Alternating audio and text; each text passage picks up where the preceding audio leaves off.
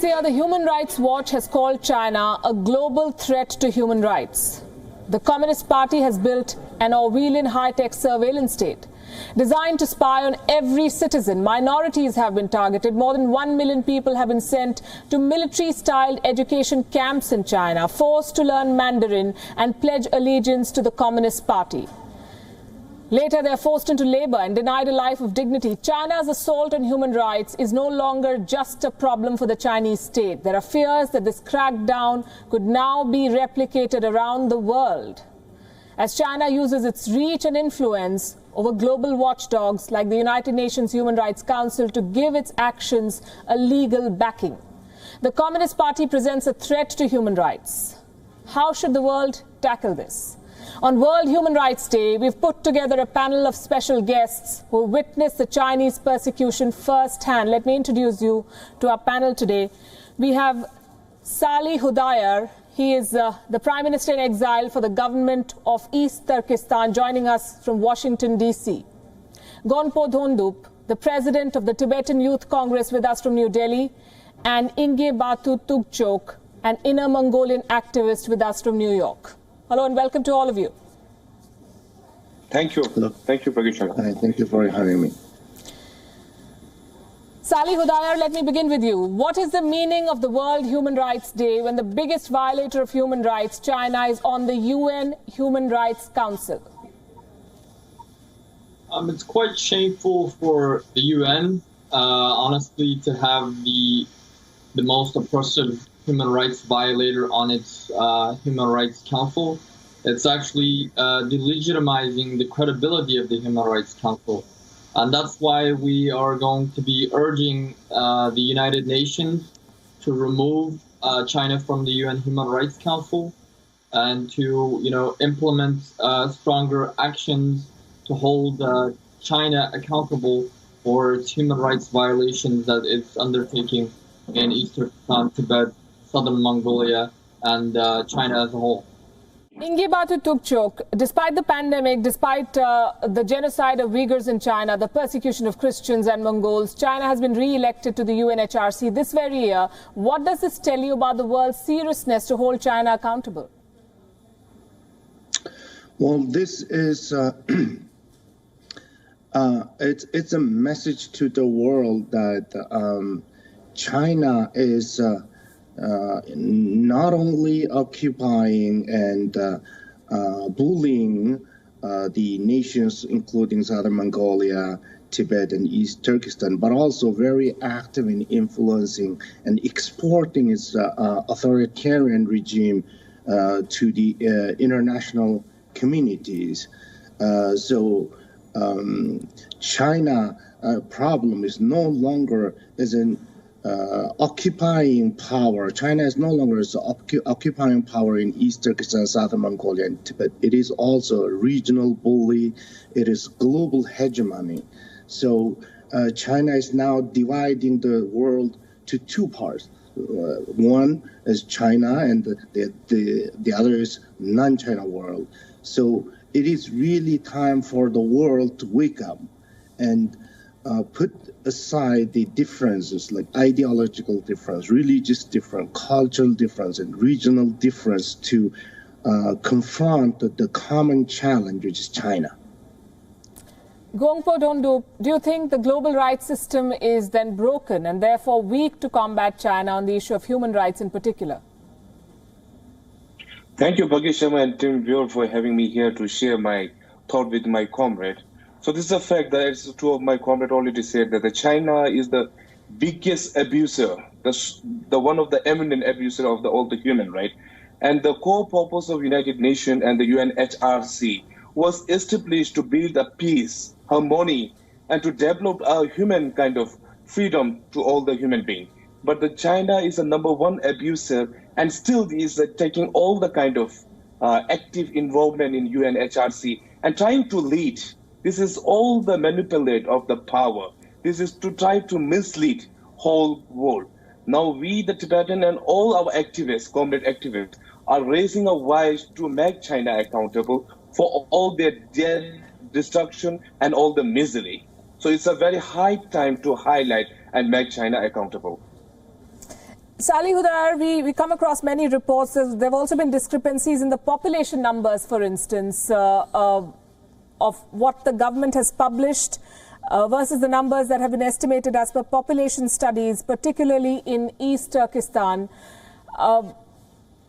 What do you think the CCP is trying to do by fudging this kind of data?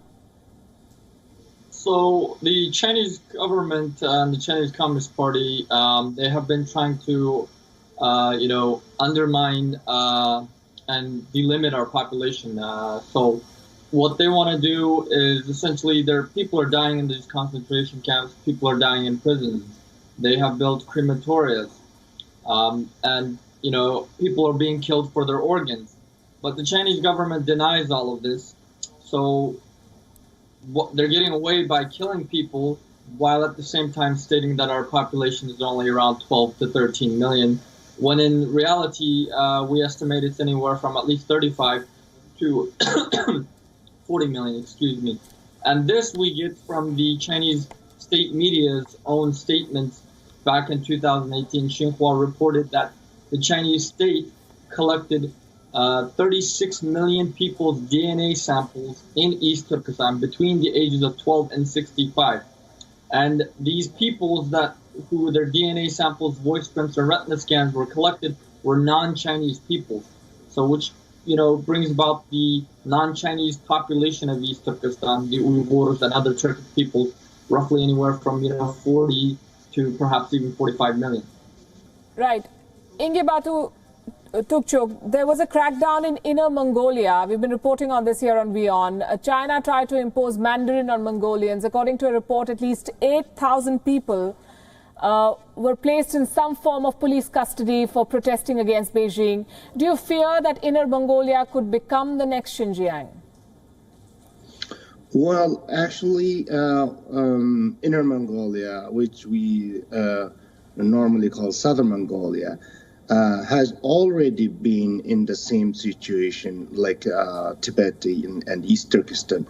In fact, Southern Mongolia was the first occupied nation of China, and occupied by China in 1949, and China set up the so-called nationality minority autonomous region in Southern Mongolia, and this model was later used in Tibet and then East Turkestan. So Southern Mongolia has always been the China's testing ground of all sort of ethnic politics, including genocide, ethnic cleansing, political repression, economic exploitation, and cultural eradication.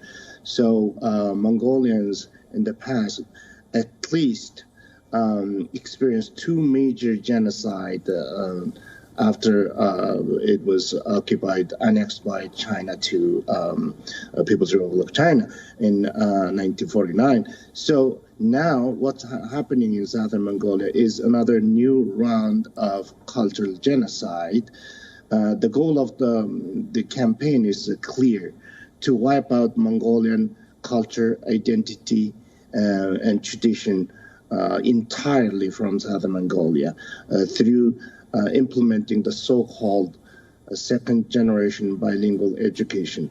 As you mentioned, at least 8,000 to 10,000 people have been arrested, detained, put under house arrest in the past 4 months alone. And 11 people lost their life in defense of their right to mother tongue.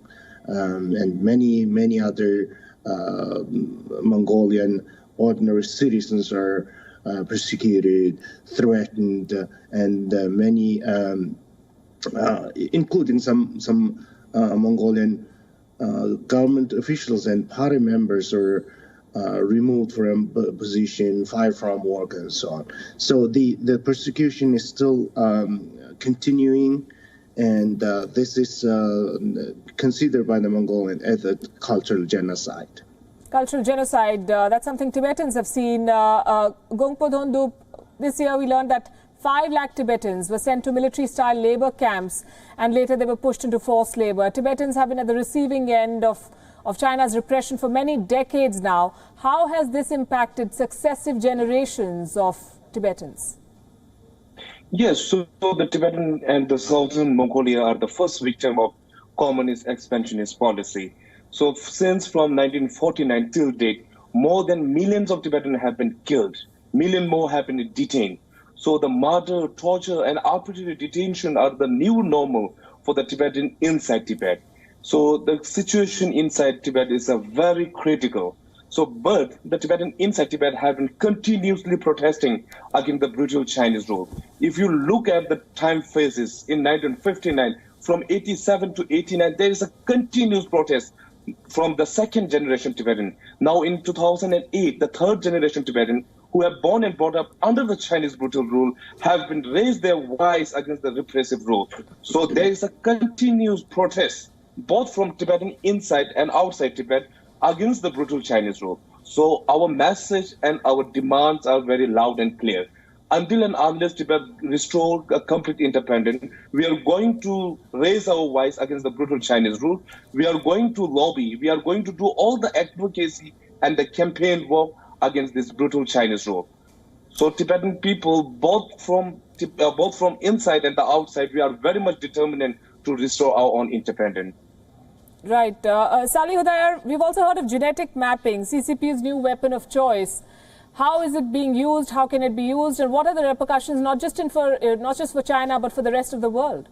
So the Chinese PLA, they stated in their 2017 biological warfare textbook that they now had the capabilities to engage in ethnic-specific genetic attacks against its enemies.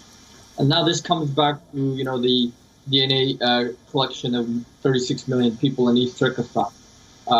With genetic mapping, people, they can engineer specific type of bioweapons that would target a specific community, but leave other communities, immune.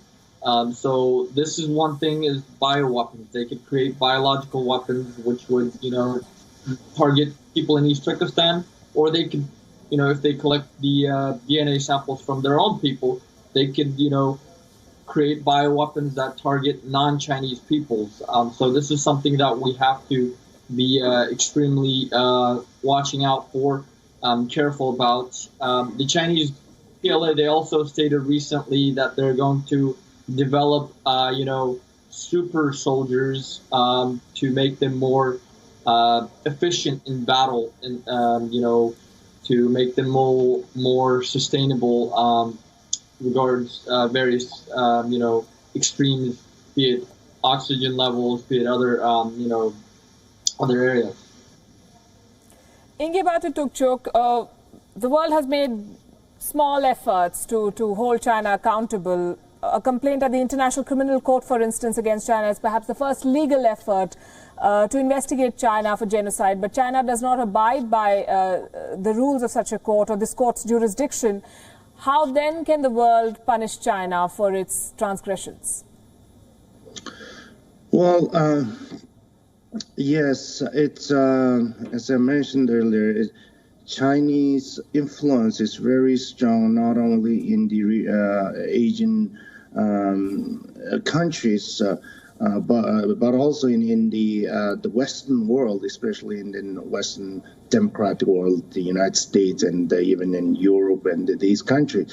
So mostly because of China's the so-called economic superpower. This is a very alarming to the world that China and punishing China is increasingly difficult. If you look at the United Nations, now China is a member of United Human Rights Council, and many countries, especially in the countries from, for example, Africa and South America and Central American countries, are heavily pressured or influenced by China in these international mechanism, in an international organization like the United Nations. So it is, unfortunate that many countries, like including United States, is kowtowing to the Chinese money, and to especially some big corporations that are influencing American politics. It's making things very difficult for us to hold China accountable for its crime against humanity, genocide that they're committing in Eastern and Southern Mongolia and Tibet. So we hope world will wake up and take some really drastic action to punish China. But on the other hand, it has been very difficult. For example, in the United Nations, China is trying to redefine human rights, concept of human rights. So it's a very dangerous time. Gonpo, Dhondup, do you think this pandemic has given the Communist Party of China an opportunity, a fresh opportunity to intensify its crackdown against minorities? Definitely. So after this pandemic, in the name of their security and surveillance, they put a tight security inside the Tibet. Recently, in the November, the World Human Rights Watch have reported that it's very difficult to get a first-hand information from Tibet because of the Chinese censorship and because of Chinese repression policy. But this pandemic led to a good platform for us, like an activist. So for last many decades, we are shouting, we are raising the voice that China lied, Tibetan people died. Now that slogans was turned into China lied, people died. Because of Chinese pandemic, there is lots of misery, destruction, the death. So all this is responsible for the Chinese Communist Party. So now we as a global citizen, we as a responsible global citizen have to make China accountable for all the destruction. So this is the high time for us, for all the citizens, all the global citizens, to take a proper responsibility by punishing China to make itself, to make the China accountable. So now we have to keep a social, political, and economic distance from China and make China an isolation in the international platform. So through that way, we can punish China to make China accountable for all the death, destruction, and the misery to this world. That's all very well to say, but Salih Hudayar, we reported only a couple of days back that Chinese exports have grown year on year. The exports this November were much higher than the exports that China registered last November. So despite the pandemic, despite the outrage, despite the anger and the many, many deaths that the world has seen, the economic distancing and the distancing in general with China is not happening. Unfortunately, that was the case, and this is probably deliberate because most of the masks and all the other supplies, the manufacturing, is bases in China. However, in the U.S. Congress, we are pushing for the Forced Labor Prevention Act, which would prohibit the import of Chinese goods made with slave labor. So we're trying to get the same things done in other countries like Australia, in Europe, the UK, and this would have a significant impact on the Chinese economy. This would also pressure Western companies to seek other suppliers like in India that's not engaging in, mass human rights atrocities, other suppliers in, countries like Bangladesh, Vietnam. And this would gradually weaken China economically, and, the world would be able to develop themselves economically and push back against China. I'll come to the question of India in a bit, but Salih Hudayar, I want to ask you one more question. Muslim countries, many of them which claim to be the defenders of their faith, have been silent, and some have even helped China in its crackdown on Chinese Muslims and a lot of Uyghurs. Do you think that this silence is in a way a tacit support by them to the Chinese regime? Absolutely. I mean, just not only are they silent, I mean, these countries are also signing into letters at the UN, at the OIC, praising China for the Organization of Islamic Cooperation, praising China for its, quote, human rights development. when in reality they are engaging in genocide.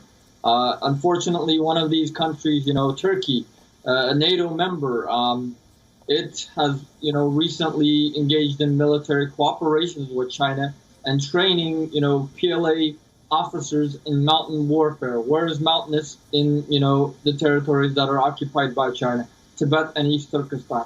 So essentially, those soldiers that, a NATO member and a Muslim country and a Turkic state like Turkey is training are ultimately going to be used to kill Tibetans and Uyghurs. Gonpo, Dhondup, since you're in New Delhi, I'd like to ask you about the role that countries like India have played in exposing human rights violations, in sort of supporting people who've been at the receiving end of Chinese repression. So as far as the India is concerned, for Tibetan like us, India is the kind of generosity, the kind of solidarity and support which is extended by the government and the people of India is unmeasurable. So we are indebted with the gratitude and the support of government and people of India. Now, in terms of politically, India have a great role and responsibility to be the kind of leading nation to safeguard all the victims. So to challenge the Chinese expansionist policy, India have a huge responsibility as a democratic, as a peace-loving, as a now the emerging developing country. So India have a huge responsibility to raise all the human right related issue. India have a huge responsibility to raise the issue regarding the environment. So India, as a leading nation, have a huge responsibility to do more aggressively and to engage more actively in terms of politically in international platform. Mr. Tugchog, I want to ask you your closing comments, your message to the world on World Human Rights Day.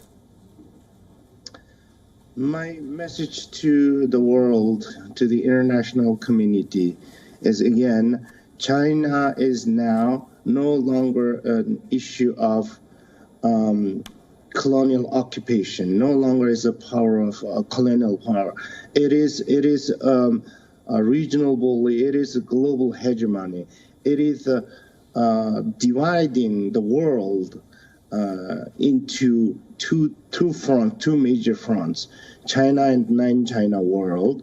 So it is time for us, time for humanity, to put aside all the differences, including the ideological difference, political difference, regional, religious, cultural difference, to confront our common challenge, China.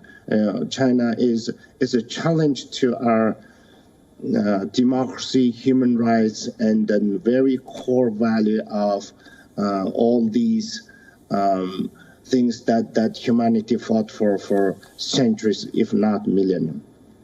Very well said. I'm going to wrap with that. Thank you very much, gentlemen, for sharing your thoughts, and all the very best to you as you expose these rights abuses. Thank you for joining us here on WION.